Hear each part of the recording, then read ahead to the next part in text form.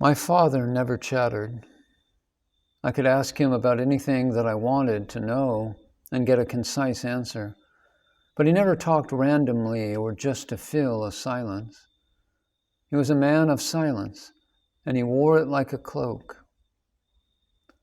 A couple of stories I remember sharply illustrate this quality in him.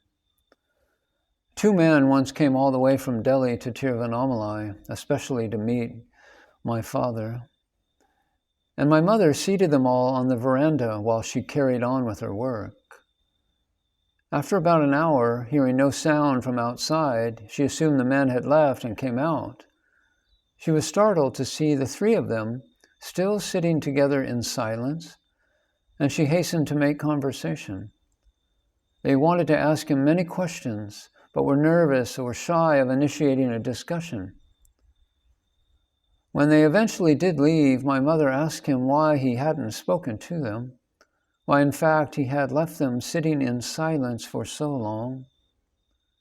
He had no idea why she was upset.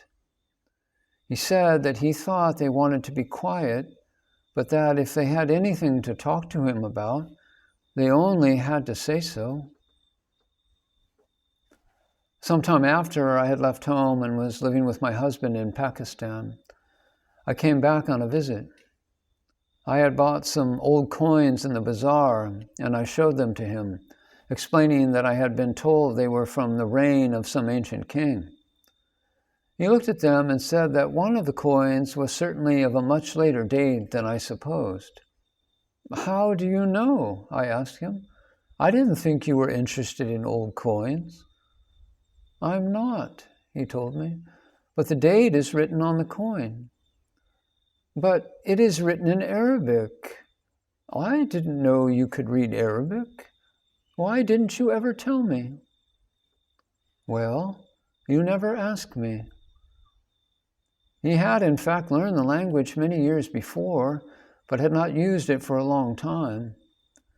In all those years, it had never occurred to him to mention that he spoke yet another language apart from Polish and French, and for all I know, several more that I hadn't asked him about. As I said, he was not a man of many words, but those that he did speak were worth listening to. My mother was also deeply devoted to Bhagavan, although hers was more an intuitive devotion. Her instinct was sure. When my father was interned in Bangkok at the beginning of the Second World War, she had not one single word from him for 2 years, and then a telegram came from the War Ministry to say that he had been killed.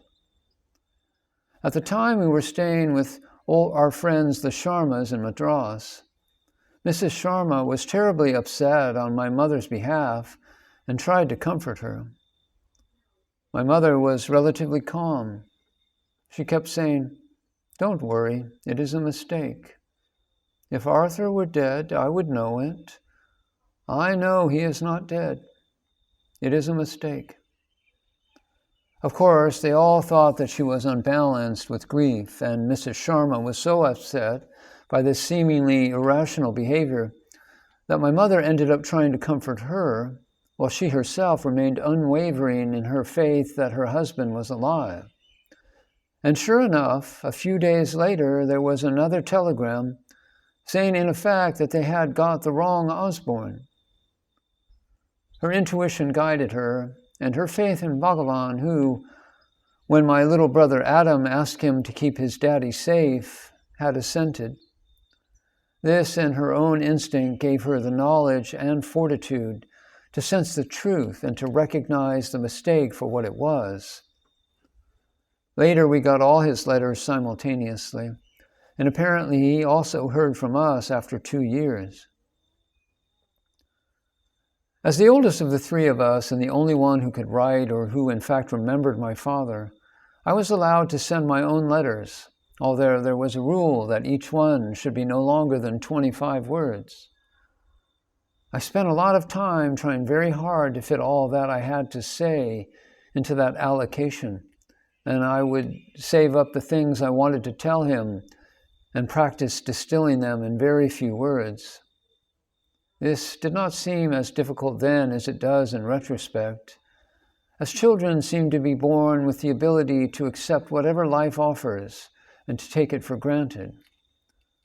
We lose this talent as we grow up and then have to work hard to reclaim it. Now I feel how very distressing it must have been for both my parents to keep going in the face of such a long silence. Luckily, they had Bhagavan. The years after my father came home from the war were for us children a great joy.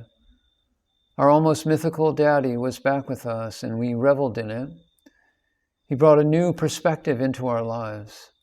My mother had struggled alone throughout the war with 3 very small children and an uncertain future. She was, for us, the sole authority, and it was sometimes difficult for her to cope with our constant ability to get into mischief. With the arrival of my father, our horizons broadened. We loved his wisdom and his innate sense of justice, his subtle sense of humor, and the way he would tease our mother with an absolutely straight face until we all burst out laughing, her included.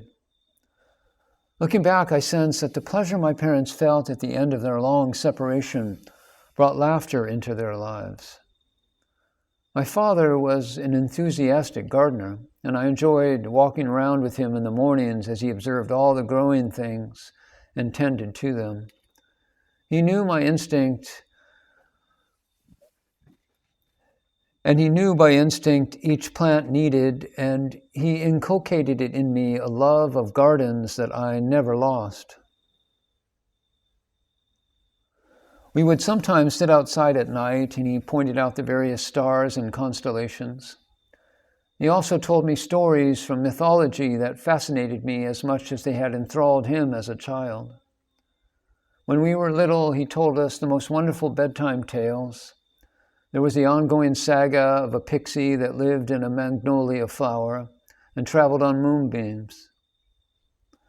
Astonishing though it may seem, the 3 of us began to look forward to bedtime because my father was a natural storyteller. Many years later, when I came home for a long visit with my little daughter, Aruna, we were concerned about her missing too much schooling, so my father undertook to teach her English and history. They sat outside on the veranda, his deep voice telling her stories and her childish treble interjecting on occasional question.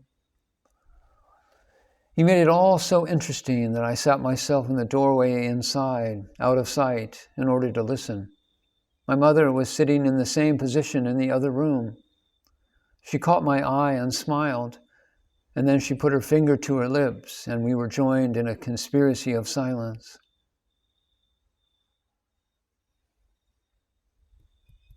At the time when my parents were seeking for a spiritual path, it was not at all a popular point.